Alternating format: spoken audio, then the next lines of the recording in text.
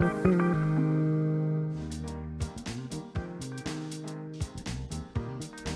Back to सबकी सोच। हम बात करेंगे एक ऐसे टॉपिक की जो कि गज़ल भी खुश होंगी और तमाम हमारे देखने वाले भी खुश होंगे, क्योंकि गज़ल मैंने देखा है कि आपकी जिल्द को भी काफ़ी ज़्यादा मसाइल रहते हैं। ठीक है, और स्पेशली जब सर्दियाँ आती हैं तो जिल्द के मसाइल और ज़्यादा बढ़ जाते हैं। और सर्दियाँ शुरू होते ही जहाँ दीगर मसाइल का सामना हमें करना पड़ता है, वहीं एक बहुत बड़ा मसला जिल्द में खुश्की का पैदा होना है। और मौसम सरमा में जिल्द हो या फिर बालों की खुश्की हो, ये बहुत ज़्यादा हो जाती है। और इस तरह के मसाइल को आज हम इस सेगमेंट में हल करेंगे। जी हाँ, डिस्कस करेंगे और हम अपनी लाइव कॉल्स भी लेंगे। लाइव कॉल्स के लिए हमारा जो नंबर इस वक्त स्क्रीन पर आ रहा है 0518901008। दूसरा नंबर है जी 0512624946। आपका कोई भी सवाल है, कोई भी इशू है तो आप इस नंबर पर कॉल करें। डॉक्टर साहिबा हमारे साथ मौजूद हैं। बहुत शुक्रिया, welcome to the show Ayesha Sahiba. सबसे पहले जो है हम बात करेंगे कि क्या बुनियादी मसाइल हैं। जब सर्दियाँ शुरू होती हैं तो स्किन के इशूज़ जो है वो भी साथ शुरू हो जाते हैं, क्या हल है? तो अभी तो आपने दोनों ने खुद बताया, खुश्की, ड्राई स्किन विंटर्स का सबसे कॉमन प्रॉब्लम है। और गर्मियों में जो लोग आ रहे होते हैं पसीने के साथ, एक्ने के साथ, अभी जो लोग आ रहे हैं उनका एक ही मसला है, ड्राई स्किन हो रही है, खारिश हो रही है, डैंड्रफ हो रहा है। सो ये बहुत कॉमन इश्यूज हैं विंटर के। एंड वाटर इनटेक कम हो जाता है, सर्दियों में प्यास नहीं लग रही होती, हम पानी नहीं पी रहे होते, तो स्किन हाइड्रेट नहीं हो रही होती। So there so many factors. और ये सिर्फ पानी ना पीने का मसला होता है या फिर सर्दियों में कोई और भी मसाइल होते हैं जिसकी वजह से आपकी स्किन? सर्दियों में ह्यूमिडिटी कम हो जाती है सर्दी की वजह से, जिसकी वजह से स्किन ड्राई हो रही होती है। और पानी, diet, skin is reflection of what's going on inside you. So अगर आप पानी नहीं पी रहे या वेजिटेबल्स, फ्रूट्स का इंटेक अच्छा नहीं है तो वो चीज़ें आपके स्किन पे रिफ्लेक्ट होती हैं। ओके, लेकिन पानी तो वैसे भी हमें कहा जाता है कि आप पानी बहुत ज़्यादा पिए। एक दिन में भी आपको जो है तकरीबन 1 to 2 बॉटल्स को जो है वो तकरीबन ख़त्म करना चाहिए। लेकिन सर्दियों में मसला ये है कि पानी वैसे भी नहीं पिया जाता इतना, पानी पिया नहीं जाता। मेरा अपना दिल नहीं करता पानी पीने को, लेकिन ये सोच के पिए कि स्किन और आपकी बॉडी के लिए बहुत अच्छा है। अच्छा, और इसका मतलब अब रेमेडी क्या है? इसको किस तरह से हम दूर कर सकते हैं? क्या क्या चीज़ें ऐसी कर सकते हैं सर्दियों में कि आपकी जल्द खुश्क ना हो? सबसे पहले तो आपने अपने अंदर से हेल्थ का ख्याल करना है, पानी पीना है, डाइट अच्छी लेनी है, फ्रूट्स लेने हैं, वेजिटेबल्स, और स्किन को हाइड्रेट करना बहुत इंपॉर्टेंट है। अब मैं क्लिनिक में ये देखती हूँ कि if a girl is coming to me और मैं उससे पूछी हूँ कि आप क्या चीज़ अप्लाई कर रही हैं अपनी स्किन पे और आपको किसने रिकमेंड किया है, so the answer is very common कि हमने ये ग्रुप में ऑर्डर किया है या हमारे बहुत से फ्रेंड्स हैं, 5-10 फ्रेंड्स हैं, हमने। अब उनको नहीं पता कि सबकी स्किन डिफरेंट है। ठीक है, और सर्दियों में क्या चीज़ चाहिए, गर्मियों में क्या चीज़ चाहिए। So people I think they should visit their dermatologist. ठीक है, तो किस तरह की ग़िज़ाएं हमें खानी चाहिए, किस तरह की डाइट होनी चाहिए हमारी? विंटर्स में मैंने आपको बताया कि फ्रूट्स हैं, सिट्रस फ्रूट्स हैं, orange is good, then vegetables is good, water is good, लेकिन हर चीज़ का एक्सेस भी नहीं। ये नहीं कि आप बस पानी पी रहे हैं और स्किन को आप कह रहे हैं हाइड्रेट नहीं हो रही। स्किन को हाइड्रेट करने के लिए फिर स्किन की एक्सटर्नल केयर भी बहुत इंपॉर्टेंट है, जिसमें मॉइस्चराइजर्स का इस्तेमाल है। सर्दियों में लोग बहुत गर्म पानी से नहाते हैं, लॉन्ग शावर्स होते हैं, दैट्स नॉट गुड। एंड इस तरह की चीज़ें नहीं करनी चाहिए। और जो गर्म पानी से नहाना है, मतलब वो तो डेफिनेटली जिस तरह आपने कहा ना सॉरी, कि पानी नहीं पिया जाता, गर्म पानी से हम नहाते हैं, ठंडे पानी से नहीं नहाते, तो क्या नीम गर्म पानी होना चाहिए, ठंडे पानी से ही नहाना चाहिए? ठंडे पानी से तो नहीं नहा सकते सर्दियों में। नीम गर्म पानी होना चाहिए, ज़्यादा गर्म नहीं होना चाहिए, क्योंकि ज़्यादा गर्म पानी आपके जो एपिडर्मल बैरियर होता है उसको डैमेज करता है। अच्छा, कुछ और भी बुनियादी मसाइल हैं, मतलब जैसे कि ये हमारे लिप्स का थोड़ा सा फट जाना, पाँव की एड़ियों का फट जाना, ऐसे स्किन का भी फट जाना समटाइम्स ऐसे होता है। तो फिर ये इस चीज़ के लिए क्या हल है? कोई moisturising? This is all skin due to the weather, humidity and dry skin, जिसमें चैप लिप्स होते हैं, हाथों पैरों का ख़राब हो जाना। हाथों पैरों और बॉडी के लिए use urea based and lactic based moisturisers in winters, really good, क्योंकि वो मॉइस्चर एब्जॉर्ब करते हैं और स्किन को हाइड्रेट करते हैं। देन सॉक्स यूज़ करें, ग्लव्स यूज़ करें एक्सट्रीम वेदर में, and use glycerine based products, petroleum jelly, इस तरह की चीज़ें इस्तेमाल करें। एंड सर्दियों में एक बहुत कॉमन प्रॉब्लम है हाथों पैरों का नीला हो जाना। एग्जैक्टली, उसको चिल ब्लेन कहते हैं। चिल ब्लेन के लिए भी आपने अपने हाथ को मॉइस्चराइज करना है पैरों को, और गर्म पानी में हाथों पैरों को रखना है every day for 10 to 15 minutes, and then wear gloves. अच्छा, समटाइम्स लोग ये भी कहते हैं ना कि जब आपका हाथ पाँव खराब हो जाए, नीले हो जाए या काले पड़ जाए सर्दियों में, तो उसके लिए आप कोई नाइट क्रीम का इस्तेमाल भी ज़रूर करें। आप इस चीज़ को रिकमेंड करेंगी कि आपके लिए नाइट क्रीम वाकई ज़रूरी है? नाइट क्रीम्स को आप लोग ऑइंटमेंट्स और इमोलियंस से रिप्लेस कर लें सर्दियों में। ठीक है, ये ऑयल बेस्ड होते हैं और ऑब्वियसली ये मॉइस्चराइज करना होता है। Petroleum jelly, glycerine, urea, lactic acid, इस तरह की चीज़ें यूज़ करें बॉडी पे। ठीक है, फेस पे hyaluronic acid based moisturisers use करें and there common things like salicylic acid use कर रहे होते हैं लोग गर्मियों में, सर्दियाँ हो जाती हैं लोग उसी को कंटिन्यू करते हैं, तो सैलिसिलिक एसिड और इस तरह की चीज़ें स्किन को एक्सेसिवली ड्राई करती हैं। Retinol is a magical product, it's one of my favourite, लेकिन रेटिनॉल भी स्किन को ड्राई करता है, तो मैं अपने पेशेंट्स की फ्रिक्वेंसी को कम कर देती हूँ यूज़ करने की। लाइक अगर वो पहले thrice in a week use कर रहे हैं तो मैं बोलूँगी once or twice in a week use करें। ठीक। अच्छा आयशा, मुझे ये बताइएगा कि हमारे यहाँ आपको भी अंदाज़ा होगा कि अवेयरनेस बहुत ज़्यादा कम है। जो बॉडी लोशन है उसको हम कभी कभार फेस पे यूज़ करते हैं, फेस वाला जो है वो पाँव पे यूज़ करेंगे। सो इसके कोई नुकसानात भी होते हैं? आपके पास भी ऐसे केसेस आते होंगे? बिल्कुल होते हैं। हम फेस बहुत डेलिकेट स्किन होती है और फेस के अपने मॉइस्चराइजर्स होते हैं जिसमें हाइलुरोनिक एसिड होता है और अच्छे लाइट प्रोडक्ट्स इंग्रेडिएंट्स यूज़ किए जाते हैं। और बॉडी के मॉइस्चराइजर्स आई थिंक जो मेरे पास ओपीडी में पेशेंट्स आते हैं 75 to 80% यही करते हैं। तो उन्होंने एक ही रखा होता है, सर से पाँव तक वही यूज़ होता है, किया जाता है। That is very unfortunate. वैसे ये सीखने के लिए हाँ exactly.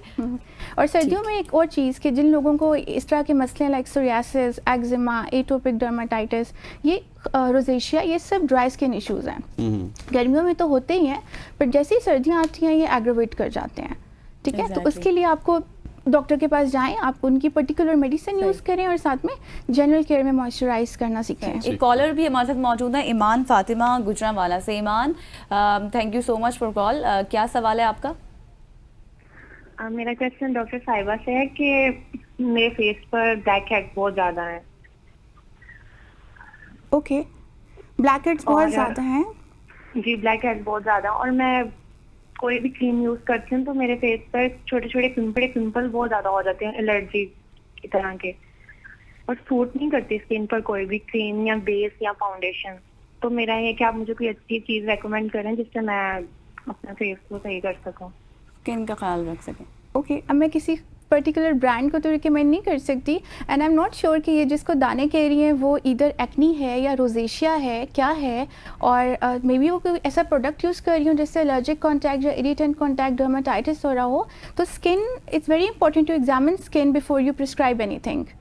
So I think she needs to visit me और any dermatologist close to her place. और ब्लैक हेड्स के, black heads is a form of acne, people should need to understand this, जिसको हम कॉमन ज़बान में black कहते हैं या वाइट हेड कहते हैं, white and black comedones. It's a form of acne और इसका एक प्रॉपर ट्रीटमेंट होता है। ऐसी कोई चीज़ ओके, ट्रेटिनॉइन यूज़ किया जा सकता है topically once or twice in a week, लेकिन फिर अगर वो पेशेंट खुद से यूज़ करेंगे, ओवर द काउंटर प्रोडक्ट्स लेंगे तो उसमें मसला हो जाएगा। तो इट्स गुड कि आप एक बार डॉक्टर के पास जाएं और समझ लें कि आपकी स्किन को क्या चाहिए। मतलब कि आयशा का कहने का मकसद ये है कि कोई भी चीज़ स्किन के हवाले से आप खुद ना यूज़ करें, बल्कि पहले अपने डर्माटोलॉजिस्ट के पास जाएं, उसके बाद पूछें यार कि मेरी स्किन पे ये आएगा सही या नहीं, सूट करेगा। मैंने ये देखा कि कुछ लोगों को सिर्फ प्रोडक्ट्स अच्छे देने से वो बदल जाते हैं। वो बहुत मेहनत कर रहे होते हैं, महंगे महंगे प्रोडक्ट्स ऑर्डर करते हैं ऑनलाइन, ओवर द काउंटर, कुछ प्रोडक्ट्स की बहुत हाइप है पाकिस्तान में। तो जब मैं उनके सिर्फ प्रोडक्ट्स बदलती हूँ तो वो दोबारा आके बताते हैं कि हमें तो किसी प्रोसीजर की भी ज़रूरत नहीं है, हम we are really happy in our skin. तो आपके पास बहुत से ऐसे पेशेंट्स भी आते होंगे जिनकी स्किन डैमेज होती होगी और सर्दियों से रिलेटेड जो जिनको मसाइल हैं, जैसे अभी हम डिस्कस भी कर रहे हैं, तो तकरीबन कितना ऑलमोस्ट टाइम लग जाता है उनकी रिपेयरिंग में? It's a very good question because I always tell my patients skin treatment is not an overnight thing. आप प्लीज़ एक्सपेक्ट ना करें that you are going to a dermatologist और अगले दिन आप सो के उठेंगे तो आप बदल जाएंगे, ऐसा नहीं है। It takes time and I tell my patients at least wait 3 to 6 months to see the results. Even if you go for procedures, 3 to 6 months आप दें रिजल्ट्स देखने के लिए, ठीक है। कोलेजन बनता है, कोलेजन बनने में टाइम लगता है, स्किन बैरियर को रिपेयर होने में टाइम लगता है, तो टाइम देना होता है। लेकिन it's very to patient as well, किसी की स्किन पे शायद इतना पेशेंट्स ज़्यादा आई टाइम थिंक लिटरेसी उस लेवल पे डिपेंड करता है कि वो कितना लिटरेट है और कितना वेल इन्फॉर्म्ड है। Most of the people they know कि इस तरह स्किन में भी कुछ होता है ऐसे कि बास आपकी जल्दी रिकवर हो सकती हैं, कुछ लेट रिकवर होती हैं। अगर किसी को ऑलरेडी कोई स्किन का मेजर इशू है, जैसे सोरियासिस है या एक्जिमा प्रोन स्किन है और एटोपिक डर्माटाइटिस है या रोजेशिया है, एक्नी है, ऑब्वियसली वो नॉर्मल स्किन नहीं है उनके इशू को ट्रीट करना और फिर स्किन को अच्छा करना, दे आर 2 डिफरेंट थिंग्स। तो पहले उनके इशू को ट्रीट किया जाता है और फिर स्किन को अच्छा किया जाता है, सो इट टेक्स टाइम। अच्छा, अक्सर देखा गया है कि जो टीनेजर्स बच्चियां होती हैं, छोटी स्कूल कॉलेजेस गोइंग यूनिवर्सिटी जो बच्चियां जाती हैं, उनकी स्किन की प्रॉब्लम्स बहुत ज़्यादा होते हैं, एक्नी बहुत ज़्यादा होती है और मेकअप वगैरह करना स्टार्ट कर देती हैं, बेसिस लगाना जो मतलब उनकी स्किन से बिल्कुल हट कर होती हैं। उनके लिए क्या आप एक मैसेज देंगी कि उनको किस तरह से प्रोडक्ट्स और किस तरह से अपनी स्किन का ख्याल रखना चाहिए? उनकी मदर्स को मैं मैसेज दूंगी कि आप प्लीज़ हैव अ चेक कि आपकी बेटी क्या प्रोडक्ट्स ऑर्डर कर रही है, क्या यूज़ कर रही है। एंड इफ इट एक्नी, तो एक्नी का ट्रीटमेंट प्लीज़ फ़ौरन करवाएं, क्योंकि होता ये है कि वो 3-4 साल जब डिले होता है एक्नी या वो over the counter products use होते हैं, यूट्यूब से देख के treatment. When a patient comes to a dermatologist, उसको एक एक्नी का major complication which is scarring, खड्डा हो जाना और पिगमेंटेशन। तो एक्नी तो फिर ठीक हो जाती है, लेकिन ये वाले दो problems they take a lot of time and they are pricey as well.